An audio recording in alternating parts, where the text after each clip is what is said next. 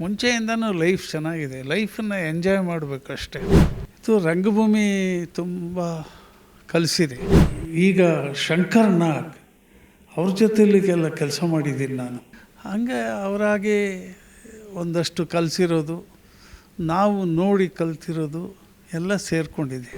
ಯಜಮಾನ ಅನ್ನುವಂಥ ಹೆಸರಿನಿಂದ ಪ್ರಾರಂಭವಾದಂತಹ cinema Vishnuvardhan sir, doctor Vishnuvardhan sir ನಟನೆ ಮಾಡಿದಂತಹ ಯಜಮಾನ ಸಿನಿಮಾ ಆಗಿರ್ಬೋದು, ಹಾಗೆಯೇ ದರ್ಶನ್ ಅವರು ನಟಿಸಿದಂತಹ ಯಜಮಾನ ಸಿನಿಮಾ ಎರಡೂ ಕೂಡ ಸೂಪರ್ ಡೂಪರ್ ಹಿಟ್. ಈಗ ಕಲರ್ಸ್ ಕನ್ನಡದಲ್ಲಿ ಬರ್ತಾ ಇರುವಂತಹ ಯಜಮಾನ ಧಾರಾವಾಹಿ ಕೂಡ ಮತ್ತೊಂದು ಹಂತಕ್ಕೆ ತಲುಪಿದ್ದು ಕಡಿಮೆ ಅವಧಿಯಲ್ಲಿ ಜನಮಾನಸವನ್ನು ಮುಟ್ಟುವಲ್ಲಿ ಬಹಳ ಯಶಸ್ವಿಯಾಗಿದೆ. ಸೊ ಎಲ್ಲ ಒಂದು ಸೀರಿಯಲ್ನಲ್ಲೂ ಕೂಡ ಅದು ತುಂಬ ಮನಸ್ಸಿಗೆ ಹತ್ತಿರ ಆಗೋದು ಅಂದರೆ ಆ ಮನೆಯ ಹಿರಿಯರ ಪಾತ್ರ ಆಗಿರ್ಬೋದು, ಅವರು ತೋರಿಸುವಂತಹ ಪ್ರೀತಿ ಬಾಂಧವ್ಯ. ಸೊ ಅದರಲ್ಲಿ ಯಜಮಾನ ಸೀರಿಯಲ್ನಲ್ಲಿ ಸಂಪತ್ ಅನ್ನುವಂತಹ ಅಂದರೆ ಆ ತಾತನ ಕ್ಯಾರೆಕ್ಟರ್ ಎಲ್ಲರಿಗೂ ಬಹಳನೇ ಇಷ್ಟ ಆಗಿದೆ. ಅದರಲ್ಲೂ ರಮೇಶ್ ಭಟ್ ಸರ್ ಅದನ್ನು ತುಂಬ ಚೆನ್ನಾಗಿ ನಿಭಾಯಿಸಿದ್ದಾರೆ. ಸೊ ಇವತ್ತು ಆ ಸೀರಿಯಲ್ನ ಸೆಟ್ಟಿಗೆ ನಾವು ಬಂದಿದ್ದು, ಅವ್ರು ನಮ್ಮ ಜೊತೆಗಿದ್ದಾರೆ. ಬನ್ನಿ ಅವ್ರನ್ನ ಮಾತಾಡ್ಸೋಣ. ಸರ್ ಹೇಗಿದ್ದೀರಿ? ಚೆನ್ನಾಗಿದ್ದೀನಮ್ಮ, ನಮಸ್ಕಾರ. ನಮಸ್ತೆ ಸರ್. ಸರ್, ಈ ಒಂದು ಪಾತ್ರ ನಿಮ್ಮ ಸಿನಿಮಾಗಳನ್ನು ನಾವು ನೋಡ್ಕೊಂಡು ಬಂದಿರೋದು. ಸೊ ಆ ಕ್ಯಾರೆಕ್ಟರ್, ನಿಮ್ಮ ಎಕ್ಸ್ಪ್ರೆಷನ್ ಎಷ್ಟು ಕೊಡಬೇಕು ಅದನ್ನು ಆ ಟೈಮಲ್ಲಿ ಅಷ್ಟೇ ಕೊಡ್ತೀರಿ. ನಮಗೂ ತುಂಬ ಖುಷಿ ಆಗುತ್ತೆ ನಿಮ್ಮನ್ನು ಇಂಟರ್ವ್ಯೂ ಮಾಡೋದೇ ಒಂದು ಖುಷಿ. ಏನು ಹೇಳ್ತೀರಿ ಸರ್, ಹೇಗಿದೆ ಈಗ ಲೈಫ್ ಅಂತ? ಲೈಫ್ ಚೆನ್ನಾಗಿದೆ, ಇವಾಗಲ್ಲ ಮುಂಚೆಯಿಂದನೂ ಲೈಫ್ ಚೆನ್ನಾಗಿದೆ. ಲೈಫನ್ನು ಎಂಜಾಯ್ ಮಾಡಬೇಕಷ್ಟೆ. ಅದು ಚೆನ್ನಾಗಿರೋದು ಕೆಟ್ಟದಾಗಿರೋದಲ್ಲ, ಹೇಗಿದ್ದರೂ ಅದನ್ನು ಎಂಜಾಯ್ ಮಾಡಬೇಕು. ಅದು ನಾನು ಅಂದ್ಕೊಂಡಿರೋದು, ನಾನು ಎಂಜಾಯ್ ಮಾಡಿಕೊಂಡೇ ಬಂದಿದ್ದೀನಿ. ಸರ್, ಸಿನಿಮಾಗಳಿಗೂ ಸೀರಿಯಲ್ಗೂ ಇರುವಂಥ ವ್ಯತ್ಯಾಸ ಏನು ಅನಿಸುತ್ತೆ ನಿಮಗೆ? ಯಾವುದು ಸುಲಭ ಅನಿಸುತ್ತೆ ಅಂತ? ಯಾವುದೂ ಸುಲಭ ಇಲ್ಲ, ಯಾವುದೂ ಕಷ್ಟ ಇಲ್ಲ. ಕಲಿಯೋ ತನಕ ಅದು ಕೋಟಿ ವಿದ್ಯೆ, ಕಲ್ತ ಮೇಲೆ ಕೋತಿ ವಿದ್ಯೆ ಅಂತಾರೆ. ಸೊ ಕಲ್ತಿದೆ. ಸುಮಾರು ಹಿರಿಯ ನಟರ ಜೊತೆ ಕೆಲಸ ಮಾಡಿ, ಹಿರಿಯ ನಿರ್ದೇಶಕರ ಜೊತೆ ಕೆಲಸ ಮಾಡಿ, ಅವರಿಂದೆಲ್ಲ ಒಂದಷ್ಟು ಕಲ್ತಿರೋದಿದೆ. ಹಾಗಾಗಿ ಸುಲಭನೇ, ಕಷ್ಟ ಅಂತ ಏನಿಲ್ಲ.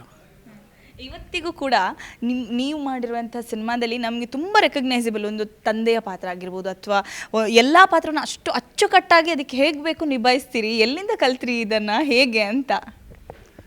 ಇದು ರಂಗಭೂಮಿ ತುಂಬ ಕಲಿಸಿದೆ. ಅದರಲ್ಲೂ ದಿಗ್ಗಜರ ಜೊತೆ ಕೆಲಸ ಮಾಡಿರೋದು ಒಂದು ನನ್ನ ಸೌಭಾಗ್ಯ ಅಂತ ಹೇಳ್ಬೋದು. ಹೇಗೆ ಅಂದರೆ ಪರ್ವತವಾಣಿಯವರು, ದಾಶರಥಿ ದೀಕ್ಷಿತ್, ಎನ್.ಎಸ್. ವೆಂಕಟರಾವು, ಪ್ರಸನ್ನ, ಸಿ.ಆರ್. ಸಿಂಹ, ಬಿ. ಜಯಶ್ರೀ, ಈಗ ಶಂಕರ್ ನಾಗ್ ಅವ್ರ ಜೊತೆಲಿಗೆಲ್ಲ ಕೆಲಸ ಮಾಡಿದ್ದೀನಿ ನಾನು. ಹಂಗೆ ಅವರಾಗೆ ಒಂದಷ್ಟು ಕಲಿಸಿರೋದು, ನಾವು ನೋಡಿ ಕಲ್ತಿರೋದು ಎಲ್ಲ ಸೇರಿಕೊಂಡಿದೆ.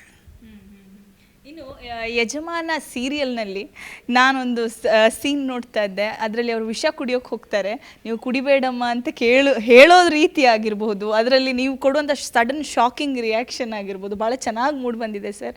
ನೀವು ಹೇಗೆ ಪ್ರಿಪೇರ್ ಆದರೆ ಸೀರಿಯಲ್ಗೋಸ್ಕರ ಏನಾದರೂ ಎಕ್ಸ್ಟ್ರಾ ಎಫರ್ಟ್ ಹಾಕ್ತೀರಾ ಹೇಗೆ ಅಂತ? ಇಲ್ಲ, ಆ್ಯಕ್ಟಿಂಗ್ ಏನಂದರೆ ಒಬ್ಬ ನಟ ನರ ನಾಡಿ ಎಲ್ಲ ಹಿಡಿದು ಆ ಎಮೋಷನ್ನ ಇಟ್ಕೊಂಡು ಆ್ಯಕ್ಷನ್ ಅಂದಮೇಲೆ ಅದನ್ನು ಹೊರಗಡೆ ಹಾಕಬೇಕು. ಸೊ ನನಗನ್ಸೋದು ಆ್ಯಕ್ಟಿಂಗ್ ಎಲ್ಲ ಒಂದು ಆಕ್ಸಿಡೆಂಟ್ ರೀತಿ ಬರುತ್ತೆ. ಅದು ಚೆನ್ನಾಗಿ ಇದೆ ಅಂತಂದರೆ ನಾನು ಖುಷಿ ಪಡ್ತೀನಿ. ಚೆನ್ನಾಗಿರೋ ಕಾರಣ ಅದರಲ್ಲಿರೋ ಸೀಕ್ವೆನ್ಸು, ಜೊತೆಗೆ ಕೋ ಆರ್ಟಿಸ್ಟು, ನಿರ್ದೇಶಕರು ನಮ್ಮನ್ನು ಚೆನ್ನಾಗಿ ಕಾಣಿಸೋ ಹಾಗೆ ಒಂದು ಆ್ಯಂಗಲಲ್ಲಿ ಇಟ್ಟಿರೋ ಕ್ಯಾಮ್ರಾಮನ್ನು, ಇವರೆಲ್ಲರೂ ಕಾರಣ ಆಗ್ತಾರೆ, ನಾನು ಒಬ್ಬನೇ ಅಲ್ಲ. ಮನೆಯವರು ಏನು ಹೇಳ್ತಾರೆ? ಈಗಲೂ ಕೂಡ ಇಷ್ಟೊಂದು ಚೆನ್ನಾಗಿ ಸೀರಿಯಲ್ ಮೂಡ್ ಬರ್ತಾ ಇದೆ. ಸೊ ನಿಮಗೆ ರಿಟೈರ್ಮೆಂಟ್ ತಗೊಳ್ಳಿ, ಸ್ವಲ್ಪ ರೆಸ್ಟ್ ಮಾಡಿ ಅಂತೆಲ್ಲ ಹೇಳಲ್ವ ಮನೆಯಲ್ಲಿ, ಹೇಗೆ ಅಂತ? ಮನೆಯಲ್ಲಿ ಹೇಳ್ತಾರೆ ಅಂದರೆ ನಮ್ಮ ಪ್ರೊಫೆಷನ್ಗೆ ರಿಟೈರ್ಮೆಂಟ್ ಇಲ್ಲ. ಏಕೆಂದರೆ ಗೌರ್ಮೆಂಟ್ ಕೆಲಸ ಆದರೆ 58 ವರ್ಷ 60 ವರ್ಷಕ್ಕೆ ರಿಟೈರ್ಡ್ ಕೆಲಸ ಮಾಡೋಕ್ಕಾಗಲ್ಲ ಅಂತ. ಇದು ಆ ವಯಸ್ಸಿಗೆ ತಕ್ಕನಾದ ಪಾತ್ರ ಸಿಕ್ಕತ್ತೆ, ಅಥವಾ ಕೆಲವು ಸಾರ್ತಿ ಕಡಿಮೆ ವಯಸ್ಸಿನ ಪಾತ್ರನೂ ಸಿಕ್ಕತ್ತೆ. ಅಭಿನಯಿಸುತ್ತಾನೆ, ನಾವಲ್ಲದನ್ನು ನಾವಾಗಿ ತೋರಿಸುವಂಥದ್ದೇ ಒಂದು ಈ ಚಾಲೆಂಜು ಈ ಅಭಿನಯದಲ್ಲಿ ಇರುವಂಥದ್ದು. ಹಾಗಾಗಿ ಅದು ಏನು ಯಾರು ಕಡಿವಾಣ ಹಾಕೋಕ್ಕೆ ಆಗಲ್ಲ, ಕಡಿವಾಣ ಹಾಕಲೂಬಾರ್ದು ಅಂತ ನನ್ನ ಅಭಿಪ್ರಾಯ.